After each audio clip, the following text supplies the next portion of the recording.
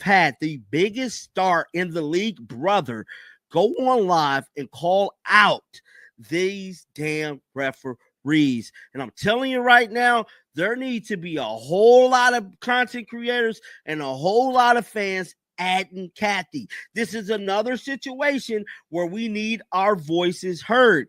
I want to hear from Cathy. I am sick of this, bro. You need to come up with a systematic plan to fix this damn referee. WNBA Commissioner Cathy Engelbert faces mounting criticism following recent events involving officiating controversies and player safety concerns. The situation escalated when Caitlin Clark's brother publicly addressed refereeing issues during a live broadcast, adding another voice to growing concerns about league management. Engelbert has encountered multiple challenging situations throughout the current season. Previous controversies included her statements about drama being necessary for league growth, and now she faces scrutiny over her response to ongoing officiating problems. The commissioner has remained largely silent while coaches, players, and now family members of star athletes have voiced complaints about referee performance. Sick of this, bro. You need to come up with a systematic plan to fix this damn refereeing. I mean, it is getting so bad to the point now that Caitlin Clark has missed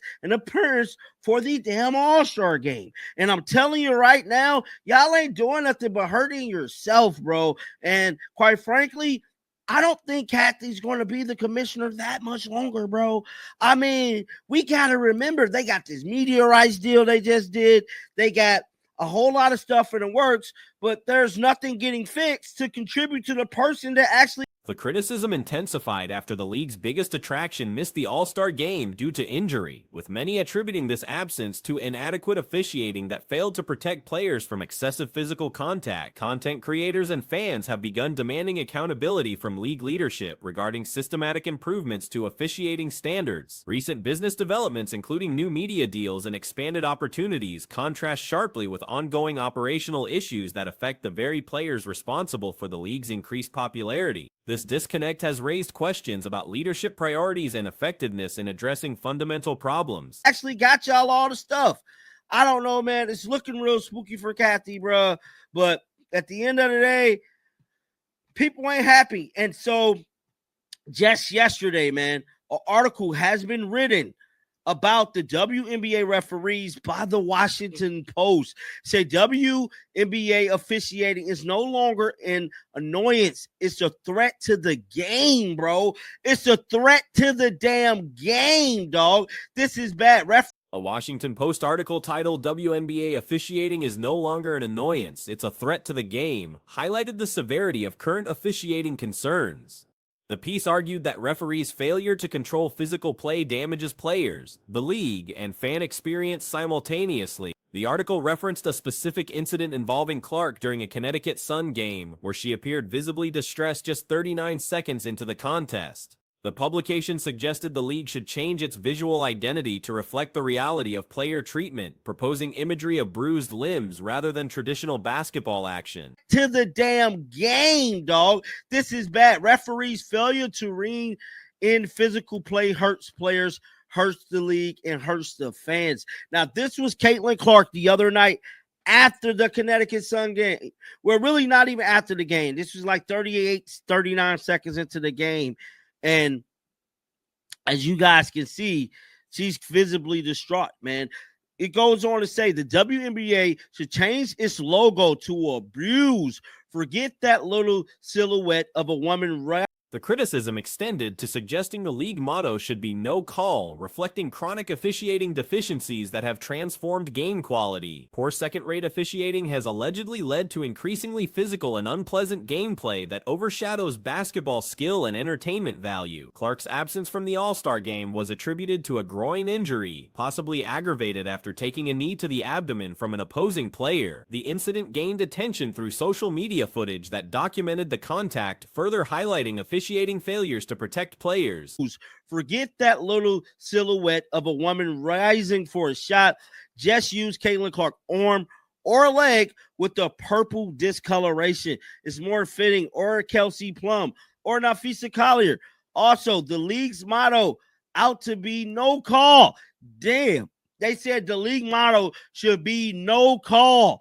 The chronically lousy second-rate officiating has led to such a hard play, uglification of the game that has become the story. The situation deteriorated to the point where respected basketball analyst Rebecca Lobo publicly criticized the officiating standards. This represented another prominent voice joining the chorus of concern about league management and player safety protocols. During a rooftop event, Clark's brother Colin addressed the officiating situation directly. Speaking to attendees, he called out WNBA referees and demanded improvements to officiating standards. His comments represented the first time a family member of a major star had publicly criticized league operations. Social media responses to the commissioner have been overwhelmingly negative, with users expressing frustration about player treatment and safety concerns. Some comments suggested Engelbert serves on committees responsible for referee oversight, making her directly accountable for officiating standards. Has become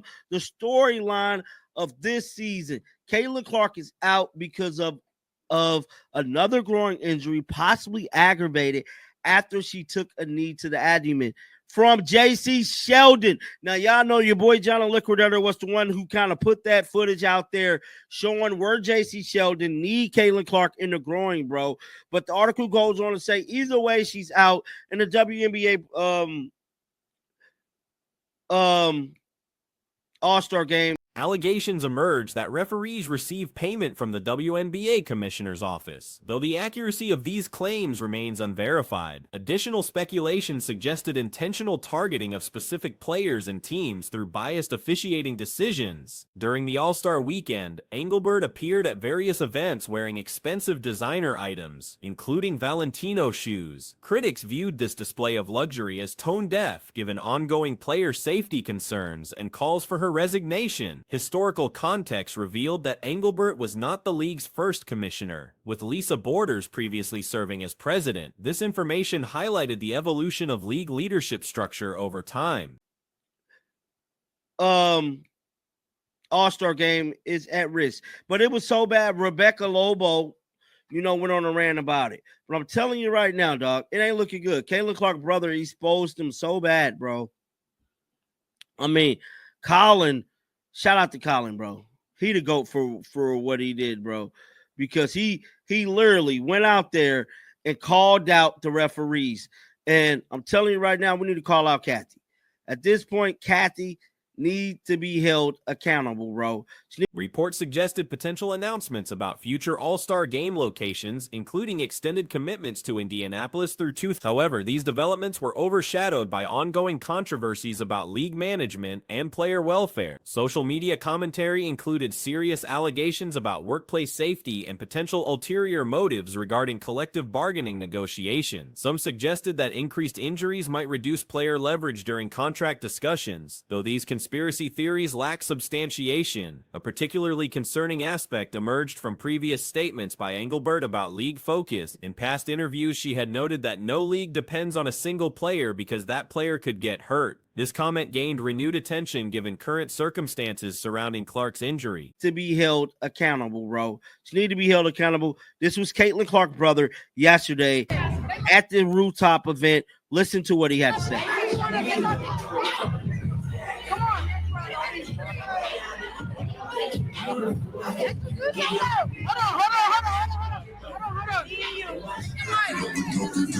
I'm Colin. Nice to meet y'all.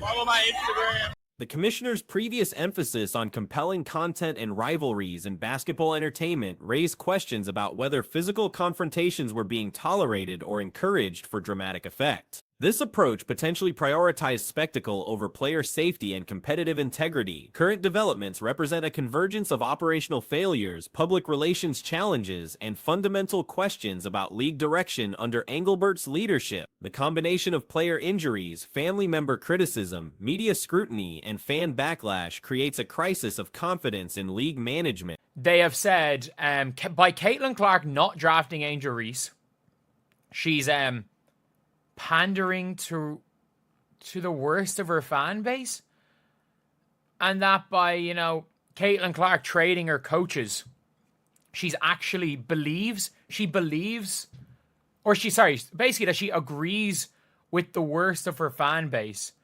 because she traded Sharif. Even though Fee wanted to play for Sharif. It's as simple as that. Fee wanted to play for Sharif.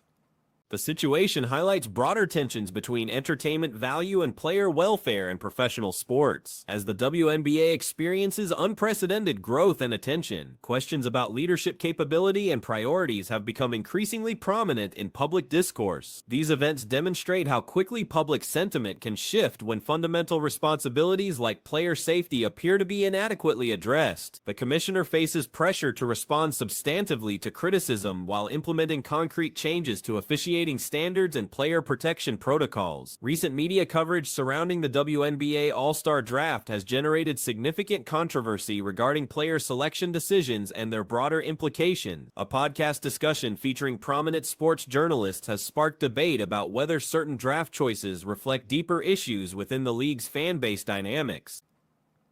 Like, it is absolutely crazy with some of these narratives.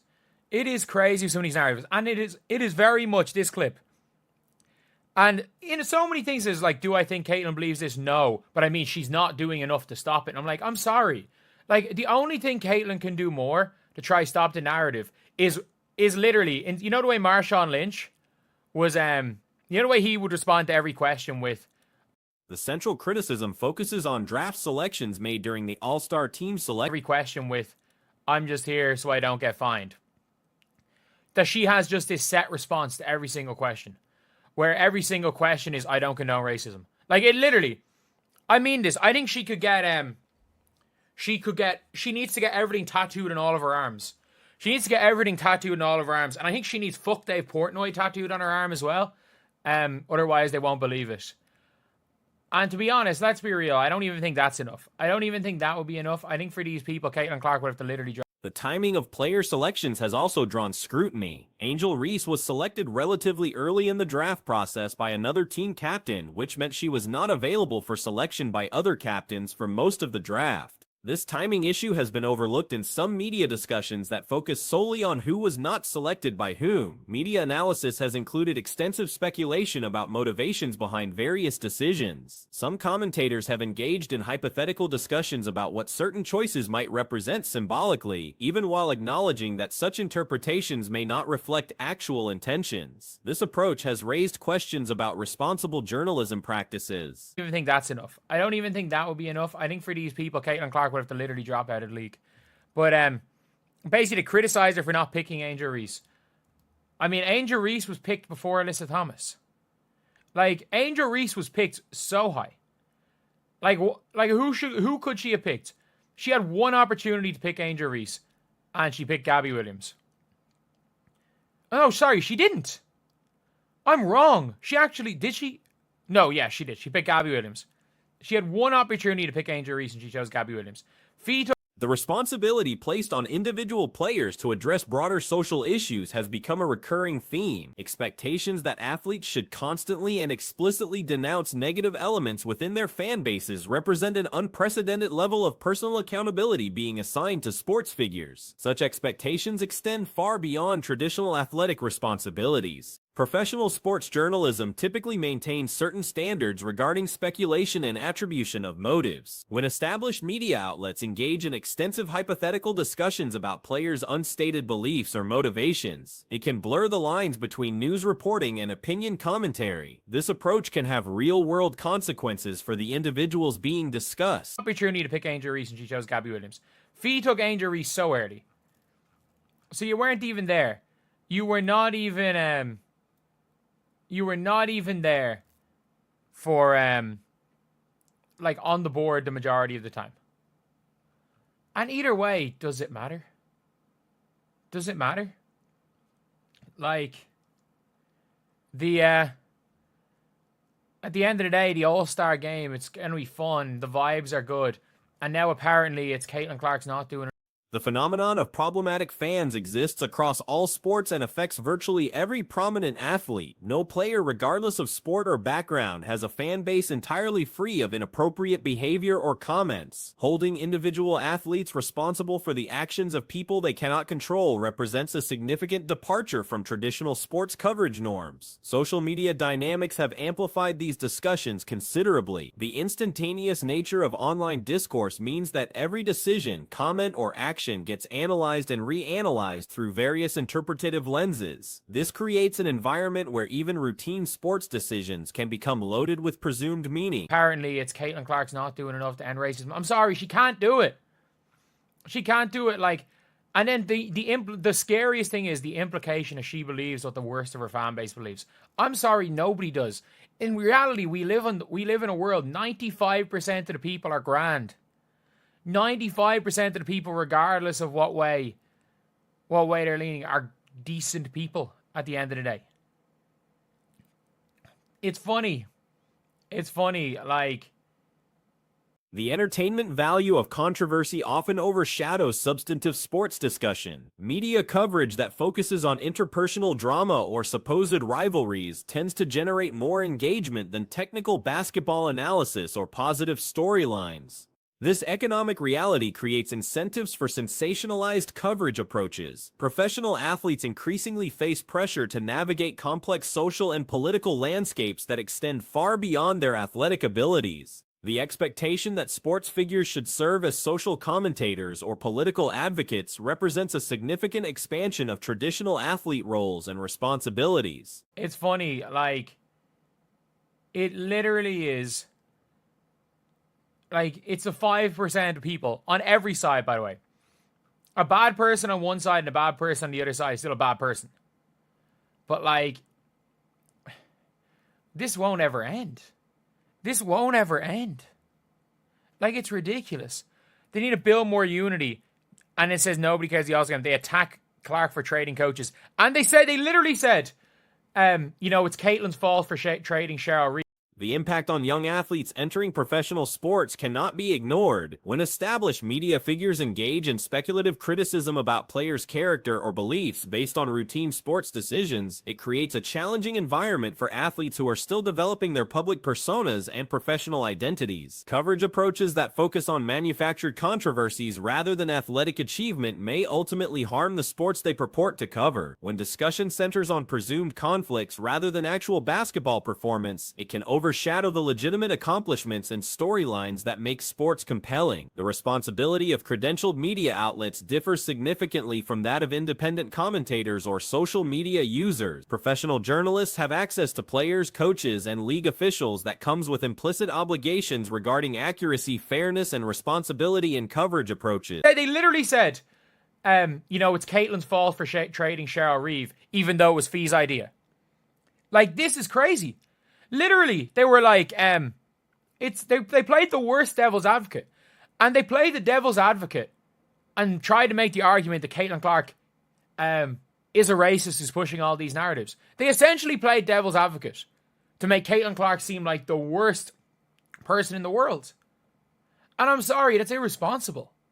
That's absolutely irresponsible from the actual media. It's irresponsible. Despite hopes that coverage would become more positive and focused on athletic achievement, patterns established in previous seasons continue to influence current discussions. The tendency to interpret routine sports decisions through controversial lenses appears to be an ongoing challenge for professional women's basketball coverage. The majority of players, fans, and media members likely prefer coverage that celebrates athletic achievement and positive storylines. However, the vocal minority who engage in controversial discussions often dominate the narrative space, creating an environment where reasonable voices get overshadowed by more sensational perspectives.